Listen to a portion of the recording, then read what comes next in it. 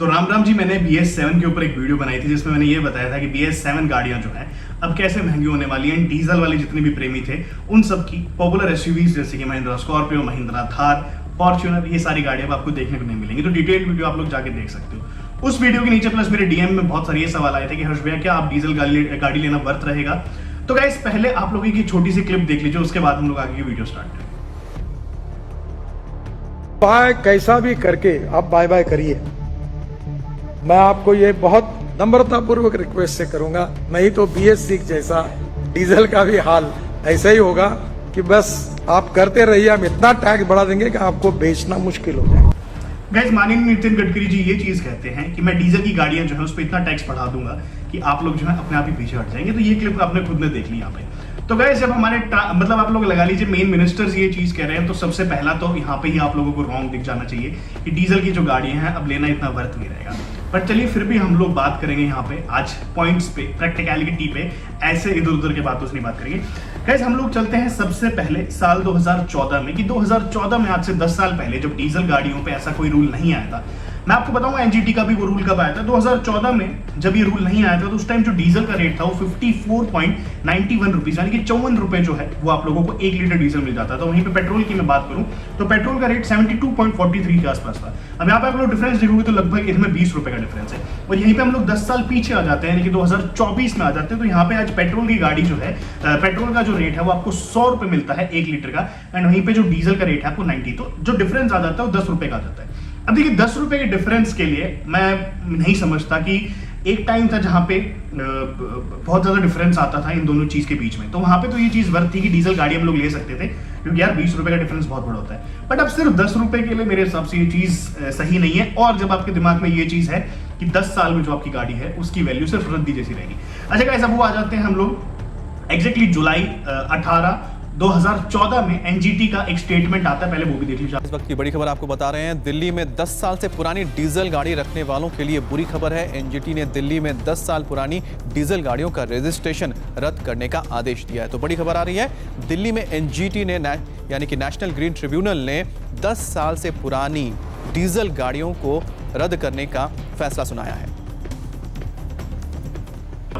तो ये एनजीटी ये कहती है कि भैया जितनी भी गाड़ियां हैं दिल्ली एनसीआर में 10 साल से ऊपर नहीं चलेंगी क्योंकि इनकी वजह से पॉल्यूशन बहुत ज्यादा हो रहा है। जितने भी इनके रजिस्ट्रेशन है वो रद्द कर दिए जाएंगे या फिर बहुत सारी चीजें।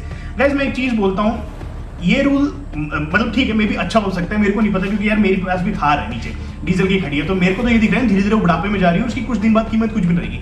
अब हमारा जो इंडिया है उसका जो BS7 यानी कि भारत स्टेज 7 जो है उसके नॉर्म्स बेस्ड है डायरेक्ट यूरो नॉर्म्स पे, यानी कि आपने देखा होगा यूरोपियन जो कंट्रीज है उनके नॉर्म्स पे। बट यूरोपियन कंट्रीज से इंडिया को ये चीज भी तो सीखनी चाहिए थी कि वहां पे एज सच कोई भी रूल नहीं अनाउंस है कि 10 साल पुरानी जो गाड़ियां हैं वो लोग नहीं चला पाएंगे। आज की डेट में वहां पे आपको 15-15, 20-20 साल पुरानी गाड़ियां भी मिलेंगी जिनके फिटनेस वहां पे वेरीफाई हो रखे हैं, पास हो रखे हैं। तो इंडिया में कोई ऐसा रूल अनाउंस भी करना चाहिए था अगर आप लोग भारत स्टेज लेके आ रहे हो जहां पे आप लोगों ने बहुत सारी चीजें बोल दी है। तो ये सबसे बड़ी जो है मेरे हिसाब से यहाँ पे लूप होल था, बट ठीक है हम लोग क्या कर सकते हैं। अब आ जाती है दूसरी चीज का, जब हम लोगों ने रोड टैक्स भरा है 15 साल का तो हम लोग 10 साल में ही गाड़ियां क्यों अपने बंडन करें, इस चीज पे भी सवाल होना चाहिए था। या फिर ये जो सिर्फ आरसीज हैं ये सिर्फ घर पे रखने के लिए है कि वैलिडिटी अप टू जो आपने 2000 देखिए, अगर आप लोग डीजल गाड़ियां भी जो आरसी देखेंगे ना उस पर भी आपको 15 साल की वैलिडिटी देखने को मिलेगी, सेम लाइक पेट्रोल। बट बात हुआ है कि आप चला नहीं सकते हो। और तो और अगर आपने घर के बाहर गाड़ी खड़ी करी तो एक भी देख लीजिए।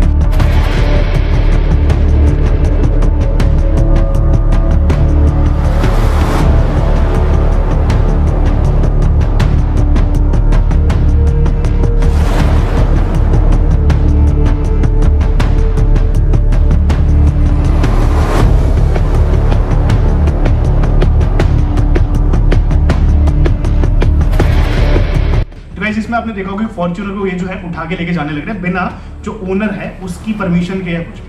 अब गाइस बात आ जाती है यहाँ पे कि पेट्रोल और डीजल में कौन सी अच्छी रहेगी। तो मैं आपको एक चीज और बोलना चाहता हूँ, ये सरकार है, इनसे आप लोग मतलब अगली सुबह शायद ये लोग उठे और कुछ नया रूल अनाउंस कर दे। याद होगा आपको हमारे माननीय अरविंद केजरीवाल जी ने ऑड-इवन का एक रूल निकाला था, उसकी क्लिप पे आप लोग देख लीजिए।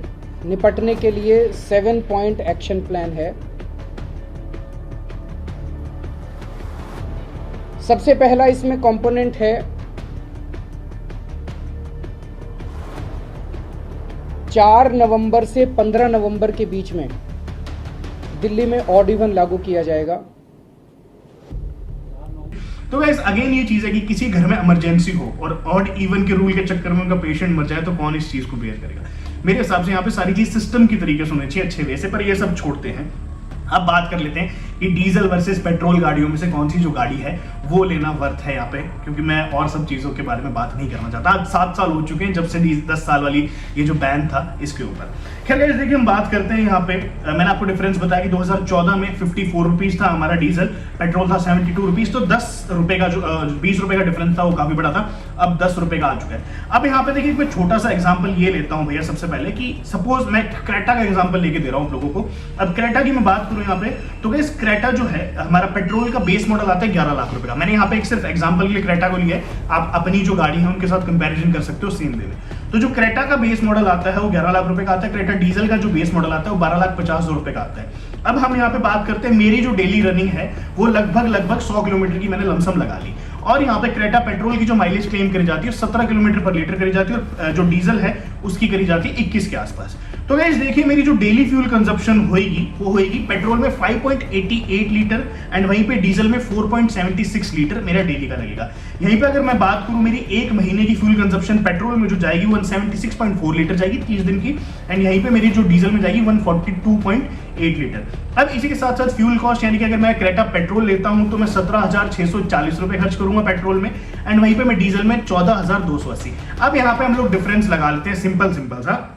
तो अगर मैंने क्रेटा पेट्रोल खरीदी तो मैं 1.5 लाख रुपए बचाता हूं डीजल की कंपैरिजन। डीजल के लिए मुझे 1.5 लाख रुपए एक्स्ट्रा देने पड़ेंगे, और वहीं पे सिर्फ और सिर्फ जो मेरा फ्यूल बचता है डीजल में वो बचता है 3,360 रुपए का एक महीने में। तो वैसे आप लोग कैलकुलेट कर लीजिएगा कि आप कितने साल में वो अमाउंट रिकवर कर पाओगे। और ये भी याद रखिएगा मन में कि हमारी जो डीजल गाड़ियां होती हैं उनकी जो मेंटेनेंस कॉस्ट होती है, सर्विस कॉस्ट होती है, वो थोड़ी सी महंगी होती है, तो ये चीज भी अपने दिमाग में रखिएगा। तो गाइस ये था एक बहुत सिंपल सा एक्सप्लेनेशन कि आपको डीजल गाड़ियां क्यों नहीं खरीदनी चाहिए आज की डेट में। और गाइस उसके बाद सिंपल चीज मैं ये बोल रहा हूँ, देखिए धीरे धीरे जो है ये स्ट्रिक्ट होते जाएंगे नॉर्म्स, क्योंकि सरकार है कि मैं बोल रहा हूँ सरकार के सामने आप कुछ नहीं बोल सकते, चाहे आप कितना। अभी देखिए मैं आपको एक क्लिप और दिखाता हूँ छोटी सी।